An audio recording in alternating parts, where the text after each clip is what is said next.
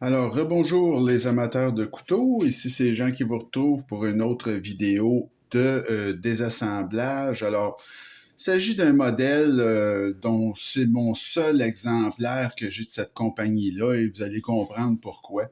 La compagnie Bastion. Alors, c'est une compagnie que je connais très peu, qui a une petite production de couteaux. Et ça, c'est leur modèle haut de gamme. Euh, ça s'appelle le Brasa et dans sa version Stingray.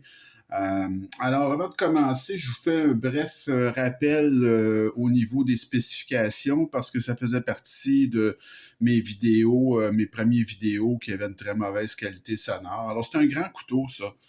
C'est 8,25 pouces ou 21 cm. Longueur de lame, 3,8 pouces ou 9 cm.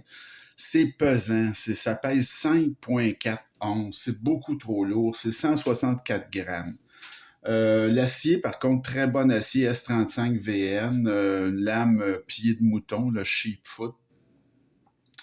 Vous avez l'ouverture qui se fait via une gâchette.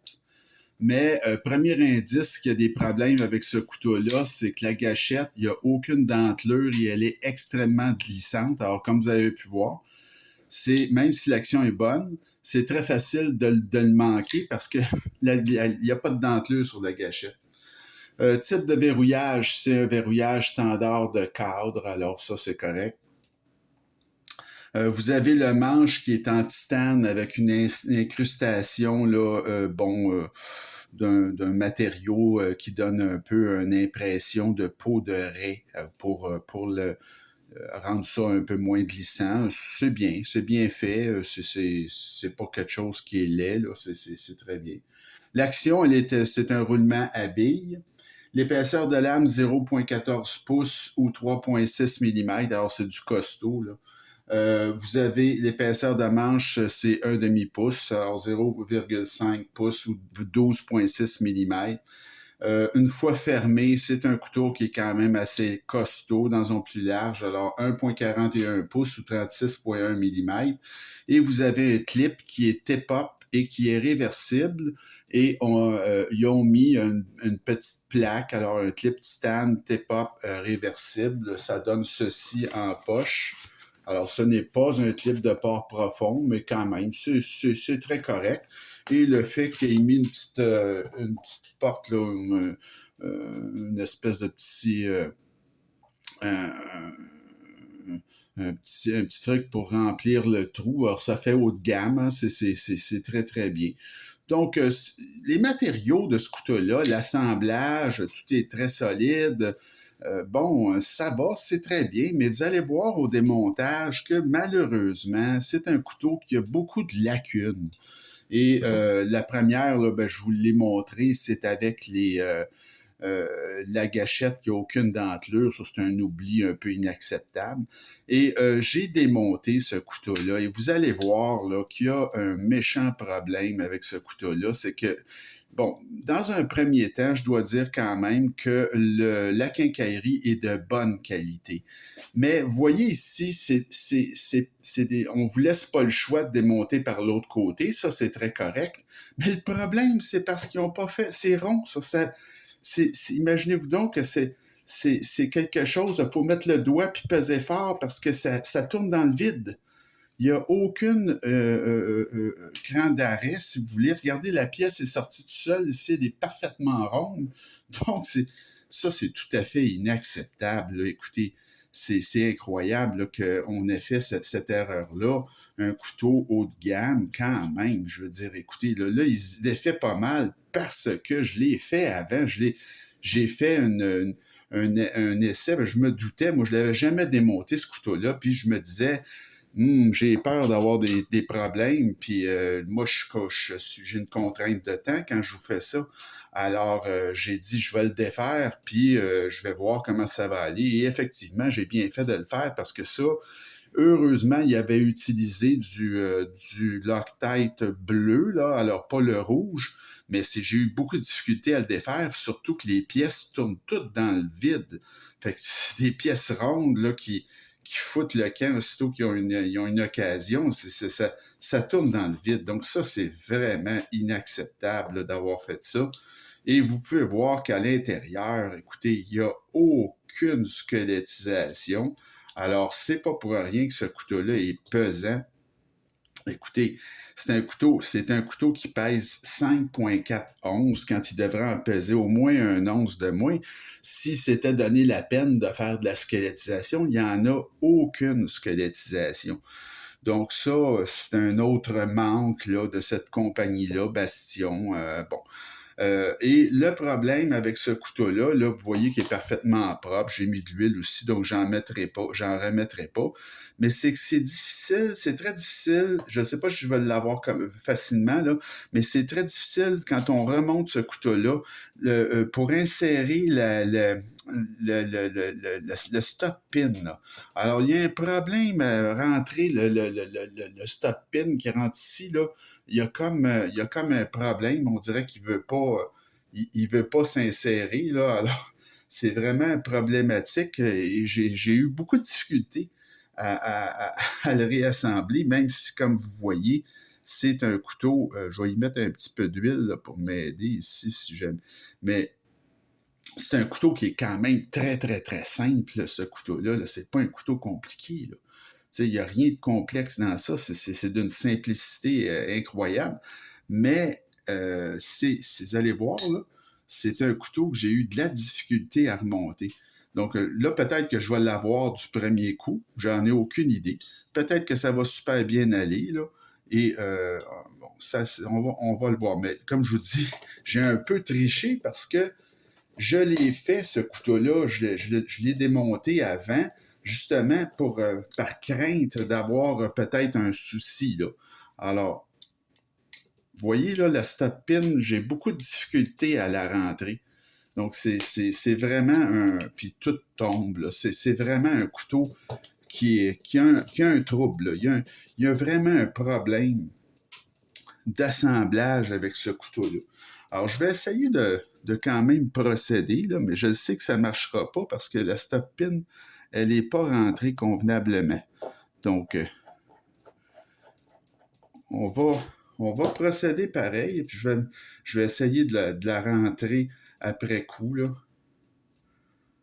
Vous voyez, là, ici, là. Alors, c'est vraiment un couteau qui est pas... qui malheureusement est très mal fait. Donc, je n'ai pas peur de le dire, là. C'est vraiment regrettable, là, mais c'est un couteau qui a été mal conçu. Alors, j'aurais pas dû visser ça. Il faut que je rentre absolument l'autre pièce d'avant parce que ça ne fonctionnera pas.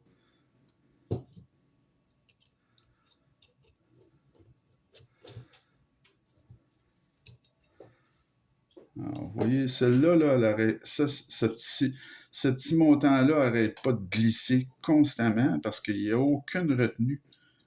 En fait, c'est une pièce qui aurait dû avoir un cran d'arrêt, être machinée, avoir un cran d'arrêt normal, et il n'y en a pas.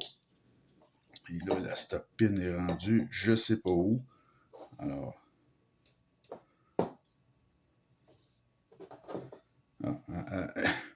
alors ma fameuse stop pin était rendue sur l'autre côté. Alors, vous voyez ici, le couteau se démantibule de manière anormale. Alors, c'est vraiment un problème. Comme je vous dis, c'est pas agréable du tout là, de travailler ce couteau-là parce que, écoutez, c'est un couteau haut de gamme, ça. C'est un couteau que j'ai payé quand même 190 $. Donc, c'est pas quelque chose d'acceptable pour un couteau de 190 $ d'avoir des lacunes comme ça. Les matériaux sont très bons. Comme je vous dis, à quincaillerie, c'est de bonne qualité. Mais les pièces rondes, écoutez, là, c'est comme... C'est pas censé être, là. Et je peux vous garantir que la stop pin n'est pas à sa place dans le moment.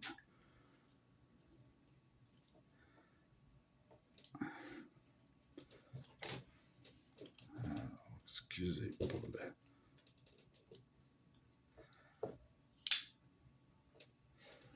Alors, on On va quand même poser le pivot. On va voir ce que ça va donner.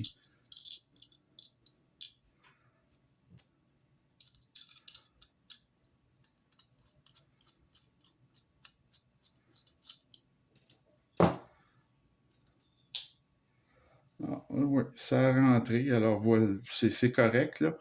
Mais comme vous avez pu voir, c'est vraiment pas. Alors, je le sais ici que tout est correct parce que la lame, elle est centrée. Alors, ça veut dire que la stop pin est rentrée à sa place, là. Donc, ça va. Mais comme vous avez pu voir, c'est un petit peu. C'est pas que, disons que ça nous encourage pas à dire, ben, je vais en racheter un autre de cette marque-là. Tu sais, quand tu payes un couteau 190 tu t'attends pas à avoir des problèmes de confection, finalement, des défauts que normalement on ne retrouve pas sur un couteau de ce prix-là. Bon, les manufacturiers, là, disons, beaucoup plus sérieux ou plus avec plus d'expérience, jamais vont commettre ce genre d'erreur de conception-là. Et vous allez en avoir toute une démonstration dans la prochaine vidéo, parce que la prochaine vidéo, on fait le Kaiser Doberman. Et ça, c'est tout un couteau, vous allez voir, pour pas mal moins cher que celui-là. Évidemment, vous n'avez pas de titane, ou vous en avez un peu là, avec l'espaceur arrière, mais ça, c'est du Kaiser. Et ça, c'est un design de haut chaud. C'est vraiment un très, très bon couteau. Et vous allez voir que c'est extrêmement bien fait et extrêmement bien construit.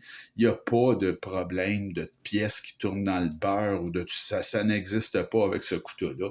Évidemment, Kaiser, on parle de parmi probablement les meilleurs ou parmi les meilleurs très certainement. Là. Alors, c'est évident que eux ne font pas ce genre d'erreur de débutant, si vous voulez, là, amateur. Donc, c'est notre révision ou notre démontage de la prochaine vidéo. J'espère que ça vous a plu. C'est quand même une chose intéressante de voir là, la différence entre un couteau qui est très, très bien fait à l'intérieur et un couteau qui est moins bien fait. Donc, celui-là, c'est pas que c'est pas bon, mais comme je vous dis, dans cette fourchette de prix-là, à 190 je m'excuse, mais j'ai du choix et j'ai l'embarras du choix de couteaux dans les mêmes matériaux, saprement mieux construits que ce Bastion Brasa. Alors, c'est pas que c'est un mauvais couteau, comme je vous dis, c'est solide, c'est quelque chose, c'est un gros couteau, c'est très solidement fait. Mais quand on le démonte, on s'aperçoit des limites là, de ce manufacturier. Alors, c'était pour cette semaine de Bastion Brasa. J'espère que ça vous a plu, cette vidéo de démontage. Continuez à vous abonner à ma chaîne et à m'écrire. Et je vous souhaite une bonne fin de journée. On se retrouve très bientôt avec notre Kaiser Doberman. Salut!